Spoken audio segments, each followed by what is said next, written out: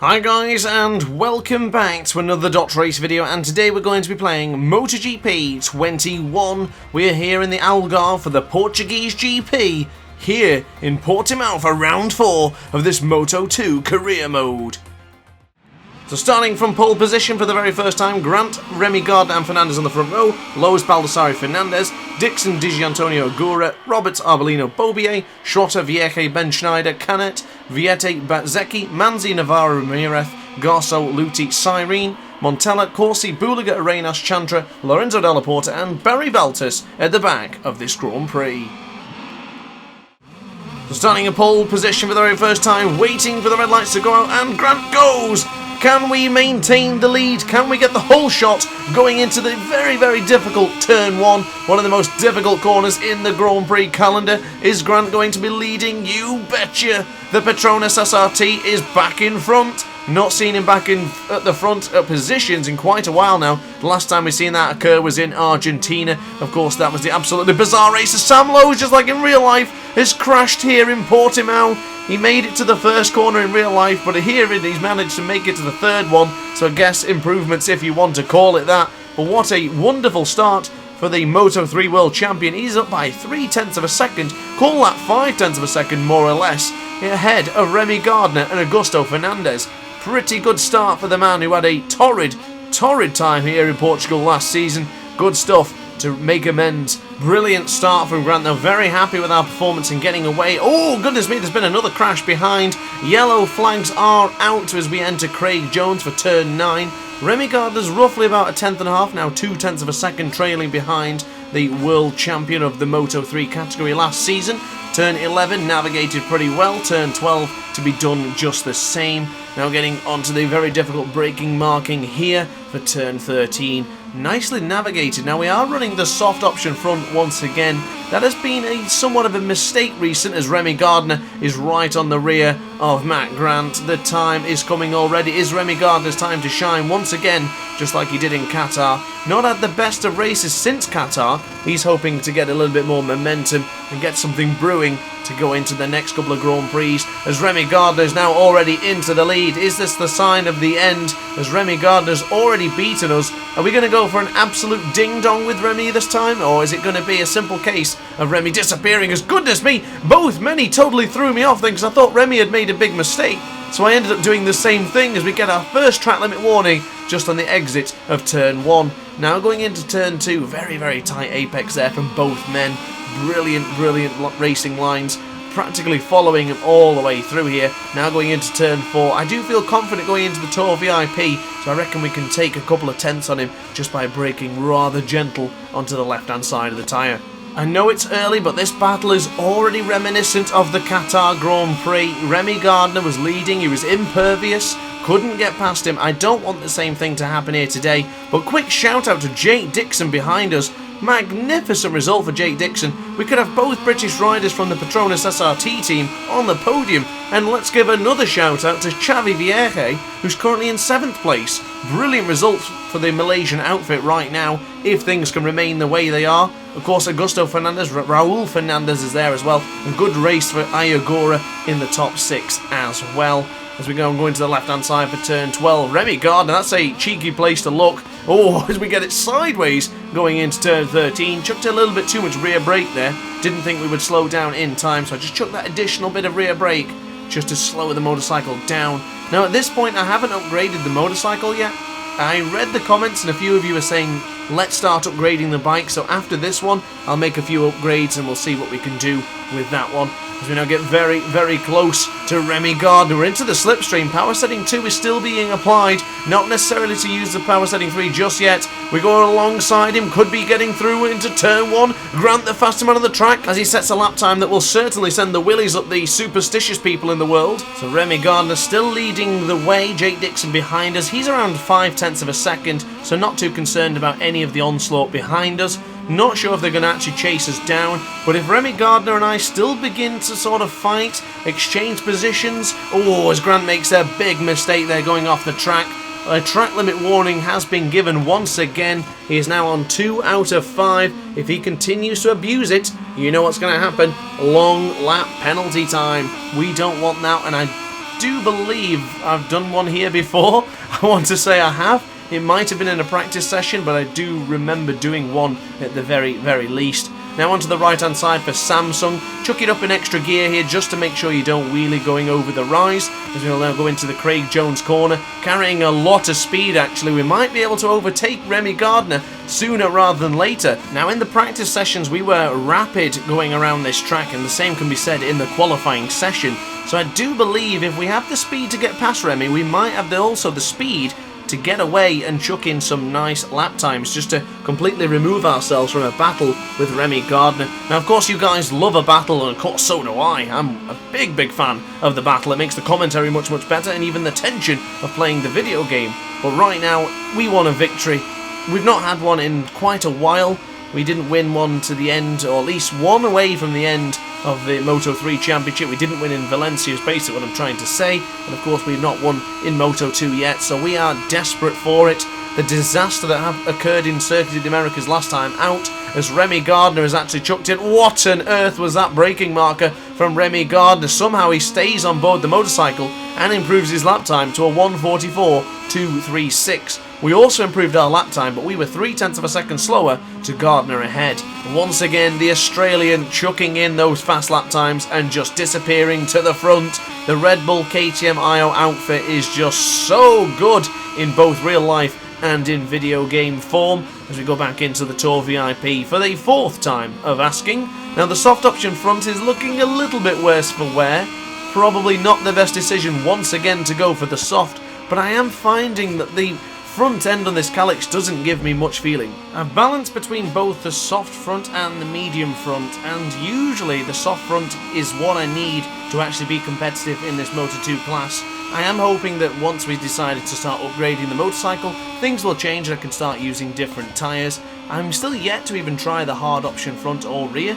I don't recall ever using it at least once, but usually in likes of Ride 4 and other games such as that, I do tend to use the hard option more rather than the soft or the medium. So we'll see how things go as we go completely wide into turn 13. A big mistake coming in there from the Moto 3 World Champion. We now go into Sagres with a 1 second deficit to Remy Gardner ahead. Not ideal, but we're not that far away to then say, look, recompose, get back into it and chase that Australian man down. Jake Dixon's probably eyeing my second place up now. He's only 0.5 of a second behind.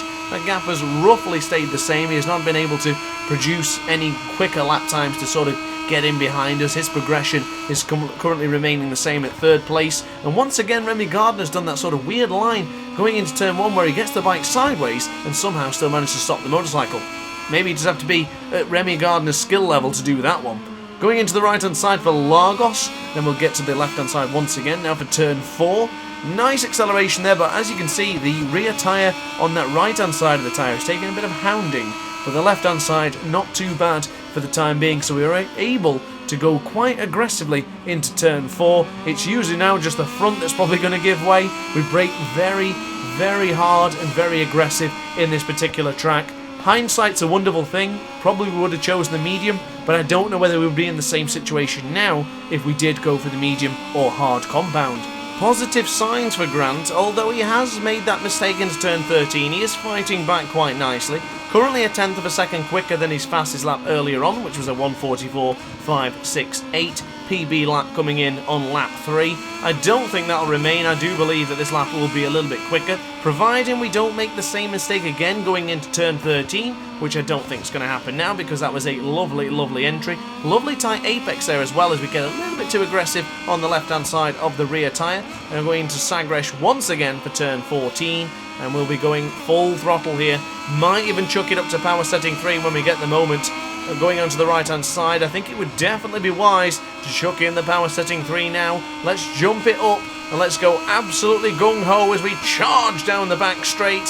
Right hand side of the rear tyre there, positively glowing a wonderful crimson colour as we go across the line now. That is a 1:44.368 coming in for the Moto 3 World Champion. Bloody good lap that one as we get closer and closer to Remy Gardner. Grant certainly wasn't perturbed by that mistake going into turn 13 and is back on it, chasing down Remy Gardner. Now into Lagos once again, you know the score, going to the left hand side underneath the Tissot sign. full acceleration as we'll attempt to chase down Remy Gardner, or at the very, very least, get into his slipstream and start chucking on some serious pressure.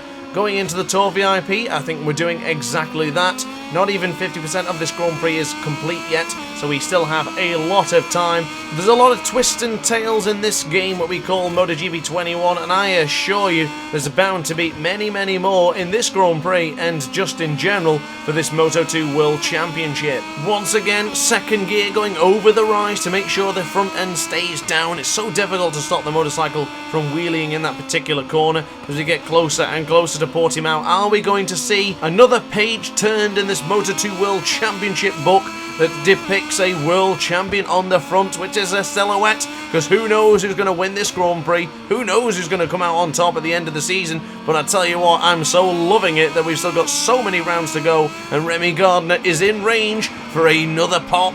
Once we get close enough and we can have a pop at him, you better believe Grant's going to go for it. He will go absolutely for it to make sure he can get ahead of Remy Gardner and potentially take his very first victory here in Moto2. We are now witnessing that rear tyre get absolutely thrashed by that Patrona SRT rider. It is not looking good, and neither is the front. Either both the right side and the left hand side of the very front is getting hammered as well, as Grant now sets the fastest lap of the race, a 1:44.068. That man is on a charge. Get that man a World Championship victory in Moto2, because he is so close now. We can almost taste it. I've just noticed as well that Augusto Fernandez has got ahead of Jake Dixon. I didn't see when that happened, unfortunately, because I've been so enamoured with this battle between Gardner and Grant. It has been superb. I hope we get many, many more of these Gardner-Grant battles, because they are so good. We have let Gardner slip away from us a little bit, but I'm not too worried. Maybe we'll have to jump back into power setting 2 and utilise some additional speed. Now, it looks like the battle for the podium is still underway between Augusto Fernandez, Jake Dixon and Raul Fernandez. I'm hoping Xavi Vierge is there as well, but I think he's a little bit too far behind. But we now have a great chance. We are facing forward because we only have one man to beat, and that man is Remy Gardner. Beaten us last time out in Qatar. Don't want him to beat us again. We can't keep losing our battles. We've had some difficult moments this season so far, so this would be a wonderful victory. And to be fair, it would be an amazing second place regardless, so we'll have to see what we can do. Really, really hoping we can sort of conjure something up here. 1.8 seconds clear from Augusto Fernandez, so we only need to face Gardner. Just go for it now. The tyres are looking a bit worse for wear though. What do you think? What would you do in this situation, guys? I'm asking the aces now. Would you rather just settle for the second position and think about the championship, considering even though we're only 4 races in? Or is it all gung-ho until about 10 races in when you have to really think about the championship? For me, I go all out. Go all out until 10, 12 races in. We'll do a watching brief on the World Championship.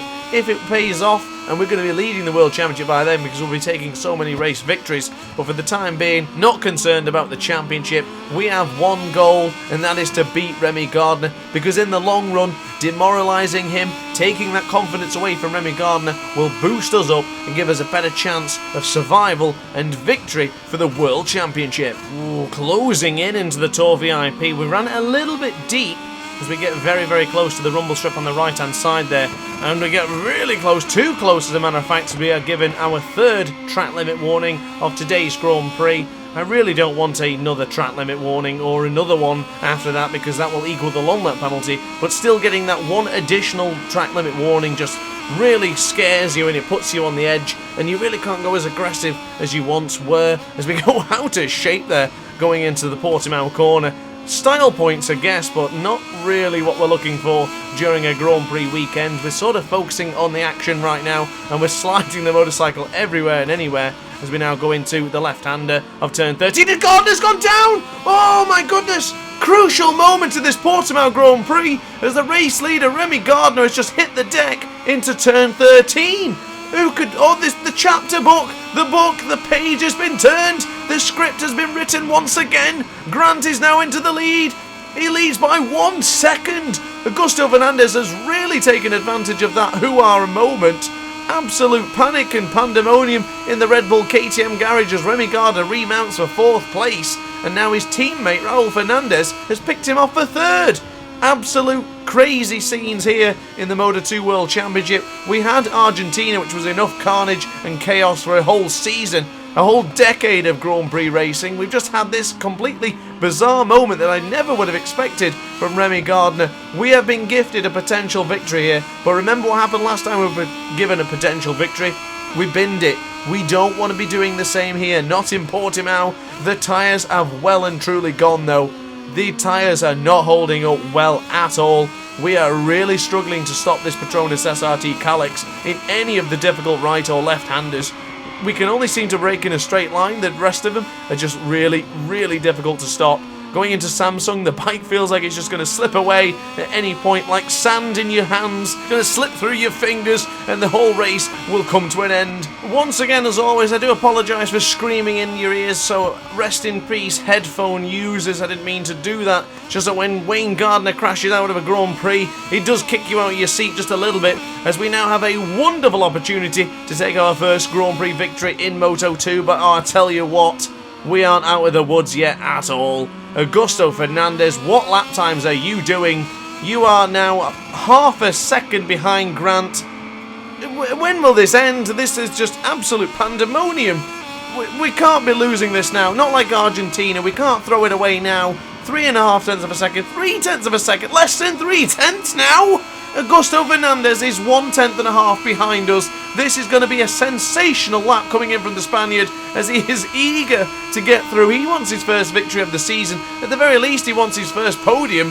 But goodness me, he still didn't actually beat my fastest lap time. So whatever lap time he was doing, but oh my goodness, actually, now it makes sense. We set a 1:46.2 on that lap.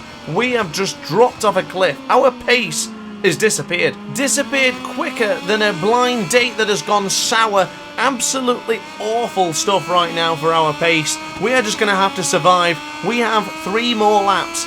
I honestly don't think we can hold on for 3 laps. But if we can somehow conjure something up like a hero and perform a heroic action, then goodness me, we're in for a treat. I'm not sure if we're going to get the job done. We do have some additional fuel remaining. However, I don't think it's going to be good for the tyre life. But it might be good on the back straight or any sort of moment where we can just pull on the throttle and just gain a couple of extra tenths away from Augusto Fernandez. And are you kidding me? Remy Gardner's back on the podium already? The man is possessed. He's absolutely ridiculous. How did he get back onto 3rd place after crashing into turn 13 just 2 laps ago? That moment of Remy Gardner going, it went just so suddenly. I clicked my fingers, but you couldn't even hear it. It just went so quickly that it's got me so nervous going into turn 13 now. Look how gentle Grant is on that bike there. He is not confident with the Petronas SRT Calyx right now. As we go in the right-hand side for Sagres, Augusto Fernandez is 2 tenths of a second behind. Augusto Fernandez doesn't just want the podium, he wants to break our hearts and take that first victory. As you see him in the bottom of your screen there, as he just popped his helmet up into view. Don't take that out of context, please. That's not what I was trying to say. But we're going across the line in a moment. And look at the Wolves. We've got Gardner, we've got Fernandez, all chasing us down. Oh, this is going to be one heck of a penultimate lap, ladies and gentlemen. We are in with a massive treat. I don't know what food you're scoffing right now, but you might want to put it one side just in case you have to spit it at the laptop. Shout out to you, Whizbang, for doing that the other week. But going into the right-hand side now for Lagos. Left-hand side once again now for turn 4. Penultimate lap time. We are still in the lead, still holding off the rest of the riders who are just charging towards us. The pack of hungry wolves chasing down the deer that is just crying to gallop away. It's trying to do everything it can just to get away from the pressure and the predators behind. Augusto Fernandez, you've got to believe he's going to try something. I've never seen him not try something when given the opportunity. Remy Gardner, we know he denied Joe Roberts a podium here this season. That was a bit of an audacious lunge. I don't think Remy Gardner's going to be shy, especially after he just crashed a couple of laps ago. Raul Fernandez, not so sure if he's as aggressive as the others, but you better believe he has the skill to manoeuvre his way around if necessary. Wow, we were very, very slow and very messy going into Portimao. The confidence on that front end of that tyre has completely disappeared. Look at it now though, there's nothing left. There's nothing even in that depiction of the front tyres. We got really wide into turn 13. No, is it all falling apart now? Augusto Fernandez into the lead. It's falling apart. It's the sand. It's the sand in the hands once again, but Grant fights back. Grant's not, he's not letting it go without a fight. He's trying to grab every single bit of strand left in him. Oh, Augusto Fernandez alongside him, pushing him wide right here in the penultimate lap. Are things going to come to a blow on the final lap here in the Algarve in Portimao? The Portuguese GP fans are going to be loving this one. Shout out to all the Portuguese Maniac PT. God bless you. As we're going into turn 1, we are trying everything we can to defend against Augusto Fernandez and Raul. Doing everything we can. We've got to try and conjure something up going into the next couple of corners. My heart is pounding as we go into Lagos. A first victory is on the cards. Is it on our table though? Is it for us? Who's it going to be? Turn 4, we're into the lead by 0.3 of a second. Turn 5 of the Tour VIP kind of messed that one up, but going into the left hand side, not too bad, a little bit too wide. We have 0.4 of a second, 0.3 of a second is less than 0.3 of a second. Keep pushing, Grant. You are the Moto3 World Champion. You can do this. You've been under massive pressure before. Adversity is something we have faced before. We can do it going into Samsung. 0.4 of a second is the gap. I tell you what, this could be it. This could be a massive moment for us.